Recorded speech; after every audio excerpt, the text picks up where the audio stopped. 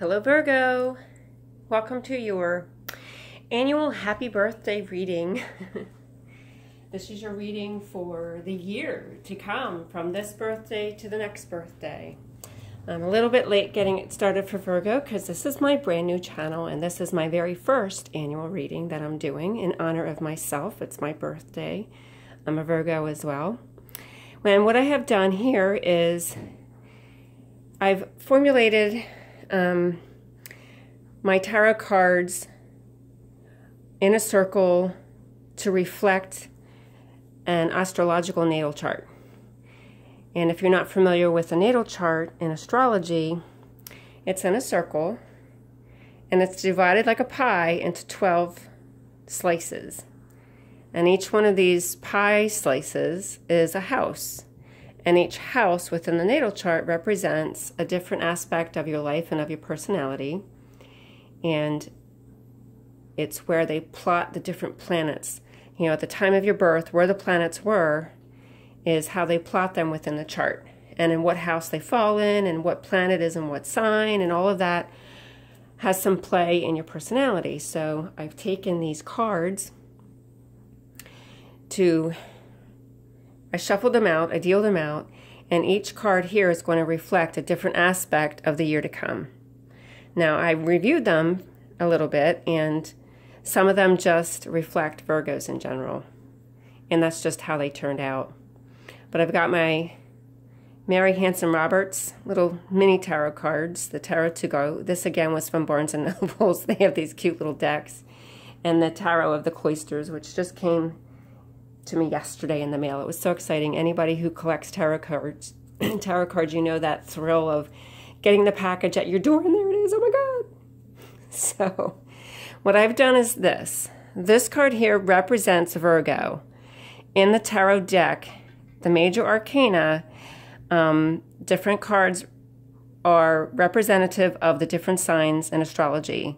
The Hermit is reflective of Virgo. The Hermit is introspective.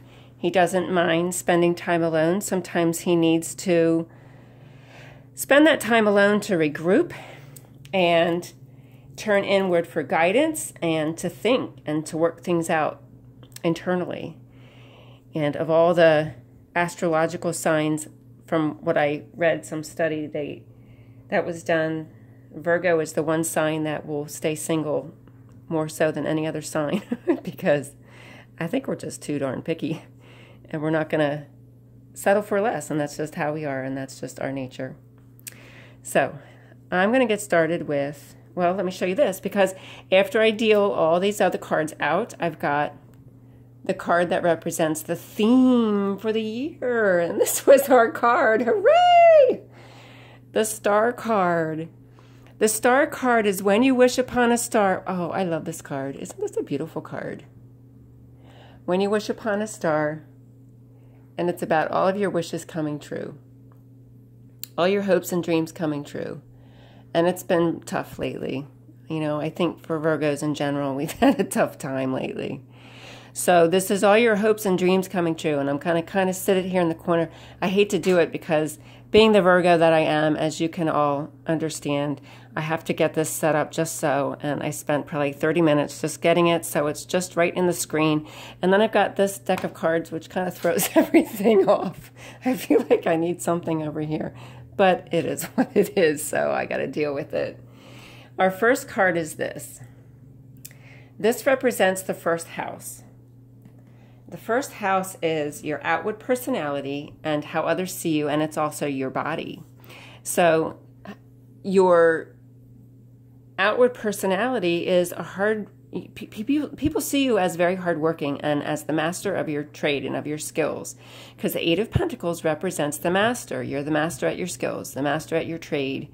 So, and that requires a lot of dedication and hard work. So that's how people see you, as being dedicated, hardworking, and the master of your trade. And in terms of your body and your physique, well, we have that reputation for eating well and exercising and taking care of our bodies, and there you have it. So you're the master of your body, you work hard at it, you take care of it, and that's in your first house right there. So I think that's reflective of Virgos in general.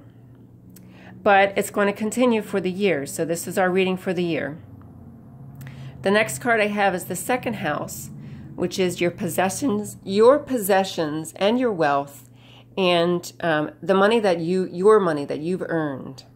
And here we have the Knight of Pentacles. So the Knight of Pentacles is that slow and steady gets the job done. You don't give up. You see it through to the end. You work hard. You're hard workers. We are hard workers. And your possessions and your wealth, it's important to you to have a nice home. You want to have nice things. It's not that you want to show off, because we're certainly not that type. We're perfectly happy putting on a little robe, hiding in our caves, but you enjoy the finer things in life, and that requires a lot of hard work. And that's reflected here on the Knight of Pentacles, is working hard, seeing it through to the end. It doesn't mean that life is always easy for you. It doesn't mean you always have it. Sometimes you have to work really, really hard to gain this and to acquire this, but we don't give up. We just continue on and do what we need to do to have that material comfort. And that's what this represents. The Knights are the fighters, the defenders, and the protectors. And that's how you treat your money. You fight for it, you defend it, and you protect it. You save your money well, you pay your bills, you don't get yourself into trouble, you just take care, and you're very good and responsible in terms of money and where that's concerned. The third one here, so in your natal chart in astrology, this would represent your third house. Your third house is your communication, your trade skills, your labor skills, and your siblings. So here we have the Sun. This is happiness and joy and success. So in communication, you like to communicate the success and the happiness and the joy. And if you have to work hard and work hard in labor, you know, you just do what you got to do. And you do it with happiness in your heart. And it represents siblings as well. So I would say for the year, you're going to have happy times with your siblings, joy and happy times with your siblings. And I can't help but notice in this particular deck, let me try to get this to focus because sometimes it doesn't want to focus. In this particular deck, the Sun up here looks like that happy face from the Teletubbies show. So I see this as like almost childlike communication. And here's this child, this happy child on a horse. So I can see this as representing communication with children, having very good communication with children and where children are concerned. And that does actually show up later as we go. In fact, I'll pick it up right now. Because this one here can represent children. It can represent happy childhood memories. It can represent somebody from your past. And this falls in your 10th house, which is your career and your public recognition. So your career could revolve around children in some way. Whether you're teaching, whether you work in medicine, whether you work in as a therapist, any number of careers where children are concerned. You could be a janitor at an elementary school, a janitor at a high school. We don't want to discount people who have careers with children, even though you're not directly teaching the children. You're still there with them and having some influence on them. And you still play a very important role where they are concerned. Maybe you work in the kitchen, cooking lunch. You know, your role is just as important as anybody else because you're taking care of these children, and that's a very important role to play. So when I see this one in your house of communication, and then I see this one in your house for your career, I see somebody who's working with children and learning to communicate with children and possibly communicating with children, or if you are somebody like a therapist or somebody in social work and you have to help people with their childhood memories. And that would be a career, working with people with their childhood memories and being able to communicate clearly about their childhood memories and about their childhoods. So, and Virgos are service to others. You're very caring and concerned about other people, and you tend to be in service to others. You don't live your life for yourself, generally. Now, your rising sign could be very different from a Virgo, and that could have an impact on your personality type. And if you're one of those people that reads about Virgo, and even though you are a Virgo, and you think to yourself, this doesn't describe me, I don't know, how I fall into this. You may have a rising sign that's very, very different from Virgo, and those might be personality traits that are more influential in your life. So you might want to look at, whenever you're looking at any kind of astrology readings or any of these tarot card readings, look up your rising sign and watch those, because maybe you can relate with those better than you can relate with Virgo.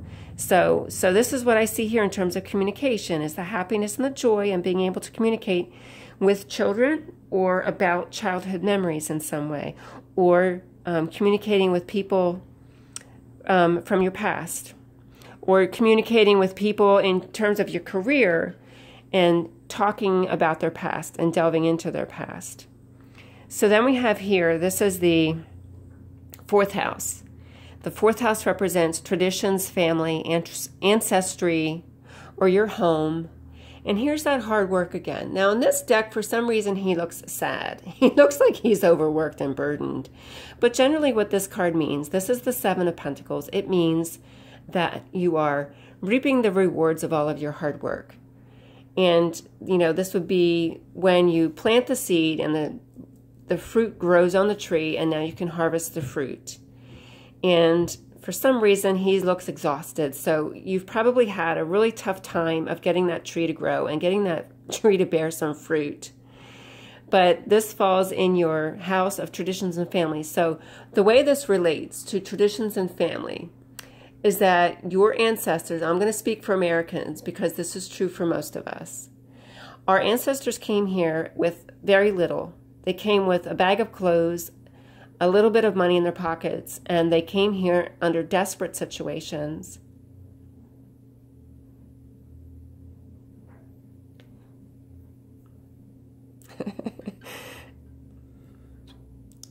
And this is why we're so unique as Americans. They come here under desperate situations, and it's happening all over the world right now where people are desperate and they're escaping terrible things. And our ancestors came here and they worked their asses off to create what we have here today. And the privilege that we have here in America today. We are very privileged because of all the really, really hard work from our ancestors. Many of them came here with nothing, and they worked their butts off on the farm, because most work was on the farm up until the 20th century. Everybody was a farmer, and they worked so hard to create the privilege that we have, and we take it for granted. And think back when you're as far back as you have to go to your grandparents, your great-grandparents, your great-great-grandparents, and appreciate all of their hard work because of what they did for us. We have it great. Even to live in poverty, we have it better than a lot of people in the rest of the world. So that's what this represents here, is in America, is all of the hard work from our ancestors to give the life that we have today, and don't take that for granted. And whatever those desperate situations were in the past, and however they came here, whether they came here under terrible conditions, whether they came here voluntarily or involuntarily, whether they worked voluntarily or involuntarily, they worked hard. And we need to honor them and remember them and appreciate all that they have given to us, and to stop taking it for granted, because we do take that for granted, and it could go away in any moment. And so there's my little diatribe on being an American, and the fact that we sometimes take it for granted. And this is our year ahead of us, is the Star card, is our hopes and dreams coming true. And we're having this possibility because of the hard work of our ancestors, and we need to honor them and appreciate them. So, moving on. Oh my goodness. 1, 2, 3, 4, 5. Okay, so this represents the 5th house. The 5th house is children, entertainment, creativity, and romance. Oh my gosh. And I picked this card and I stared at it for the longest time. And I thought, how can this card show up with children? I hate to see negative images where children are concerned, because we've had all these happy images with children in this reading, and then here's this. So this is what I have to say about this, because I had to think about it for a while, because I was ready to put this card back in the deck and start over. Children are exhausting. They wear us out. We are worn out. We have worked our butts off to have a nice home, to have nice things, to give a good life to our children, and we are just plumb worn out. And it looks desperate with all the knives in our back. It doesn't mean we're dead and deceased. It just means we are worn out. They wear us out. Now, in terms of romance, this is probably us, dead and deceased. We are dead in the bedroom, dead and deceased. We are working so hard that it does not exist. And if you are fortunate to be married, good for you, but this is probably you at night when you go to bed. And if you are like many Virgos and you are still single, well, this is you when you go to bed. It is dead and gone. You are the hermit in your little cave. We need to learn how to creep out of our caves and live again. And it represents entertainment. So when I look at that card and I think of entertainment today is so incredibly violent. You can turn on your TV and every other channel is a murder mystery. And we take it so lightly. Oh, there's a murder. Let's find out who did the murdering and how they got murdered. And we make light of it, and it's horrifying. It's completely horrifying that we accept that and that it's okay for us. And if there's one thing I could change in this world to wave a magic wand and make it go away, is all the horror in the entertainment everywhere you look. I have done away with my TV and cable, and I do not watch the news. And it is not entertainment for me. And maybe that's the case with a lot of people these days. I don't know. We take it so for granted. And you watch it and you don't think much of it. But that's where I put that card. Well, let's move on. The next one is the 6th house. So the 6th house in astrology represents work, health, and your service to others. So this is the Justice card. The Justice card deals with law and it deals with balance. So in terms of work, you're very balanced. You're a very steady worker. You are, you're very much like this Knight of Pentacles. You work steady. You see it through to the end. You get the job done. And you're very balanced. The Justice card is balanced. Now, the Swords energy on the Justice card is of the intellect, of the mind. Very good communicators. Virgo is ruled by Mercury, which is it's the communicator. It's the excellent communicator. And this is the intellect, mind, education, knowledge. So this is us as the hermit turning inward and seeking that knowledge, seeking the wisdom and getting the education. You could very well work in the field of law in some way. Politics, law, there's any number of careers involved in that. You could just be a receptionist working in a law office. You can be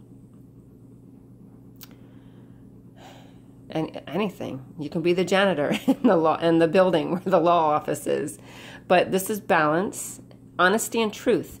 And we're very truthful and honest people. Virgos are very truthful and honest people and steady workers and balanced workers. And in terms of your health, again, here you are, very balanced and very steady. And you work hard at it. You work hard at your health. So then the next one is the 7th house, which represents your partner and your marriage and teamwork. Here's the Hierophant. So the Hierophant represents traditional values. So in terms of your partner or your marriage, you kind of prefer something that's a little more traditional. And that doesn't, I don't necessarily mean male-female, but I mean that you have each specific roles to play in the marriage, in your partnership. And you kind of like to adhere to the rules. And that's with this as well, is you like to adhere to the rules. So this one is regarding your health and your work ethics, is you obey the law, you obey the rules, You don't want to stray. You don't want to get in trouble. You're not somebody who sat in detention in school very often, or, you know, getting into trouble with the law. You're very honest, just people. And you're that same way here in terms of your relationships. You like those traditional relationships, and you like to stick to, you know, the rules and the expectations of what society expects of you. You don't really want to stand out in a crowd. You're the hermit. You don't like to stand out. You kind of like to hide in the shadows and in the corner. And you follow these. It's conformist to a degree. I mean, maybe in your mind you're totally crazy, but you don't want to outwardly appear like a nonconformist. You want to blend in. You're a mutable sign, which means you blend in. You go with the flow. You do what's necessary, what's expected of you, and that's represented here in the Hierophant, and that's reflected in your marriage and your partnerships and teamwork. So that's that. Then the next one is the 8th house, which is representative of sex, death, inheritance or other people's money, and loss. So here's the Fool card. Now I am struggling with this card in relation to those subjects. So where sex is concerned, I'm going to say this card represents just either trying new things, forever trying new things, or being very naive and ignorant. One or the other. It's one extreme or the other. You're either very naive in terms of sex, or you're forever trying. The Fool is a novice, somebody who's new at it. So you're either a novice and you're, when I say ignorant, I don't know if I use that term, but ignorance in terms of not having much knowledge. Like, how do I want to put it into words that it makes sense? Being naive. Okay, so naive. I think that was the word I used, naive. Either very naive or constantly trying new things. I think there's one extreme or the other. And then, you know, like other people's money and loss and inheritance, I don't know how to put it into that other than, again, being very naive, and maybe it's just not something that you don't get, that doesn't happen for you as far as inheritance and other people's money. Like you work so hard for your own that other people's money and inheritance just doesn't come your way. And that's what I'm seeing here. Or if this is reflective of the year to come, if this does happen and if you do inherit some money, and so other people's money would also represent like lottery winnings. It's money that you did not earn yourself. So it's kind of being a novice in those areas because you're so used to working and earning your own money that it's being a novice. I think a novice is the best word to use for this card in those topics. And being very naive in terms of inheritance, in terms of loss and death and other people's monies. Just being naive about it, not having a lot of experience with it. So this represents the 9th house, which is travel, higher education, religion, and spirituality. And we have the Empress card. The Empress represents the divine feminine, Mother Goddess, Mother Nature, Gaia. And she's loving and nurturing, and she's in service to others. She's the mother, the mother archetype. So where your spirituality and religion are concerned, you would be more towards looking at the loving aspect of religion and the messages that are very loving and of service to others. Loving and service to others in terms of religion, in terms of spirituality. If you are not involved in traditional religion and you're just kind of one of those spiritual but not religious kind of people, then you would be very interested in the goddesses and the Greek and Roman mythology, goddesses, gods and goddesses, and in particular with the goddess energy and that loving, nurturing energy. You like that. I think Virgos prefer that loving, nurturing energy. You don't like all the fighting and the war and that Old Testament. I speak as having been raised a Christian. It's the Old Testament, all the battles and the fighting and the war, and God is always choosing sides. So I think this is reflective of being geared more towards the loving, nurturing aspect of religion and spirituality, and just wanting to be love, and God is love, and focusing on that. In terms of higher education, this would be careers where you are the nurturer and you express your love towards other people and service to others. This mother archetype is in service to others. And so let me put these together, because this is your career. This is your career, and public recognition is in service to others, in service with children in particular. And that loving, nurturing nature towards others. And Six of Cups represents children, childhood memories, as I discussed earlier, if you are a counselor or a therapist. And careers towards being loving and nurturing. I mean, maybe you work in a retirement home, or I'm trying not to use the word old folks home, but that's just stuck in my head, so I'm having a hard time getting beyond that. But, oh my goodness.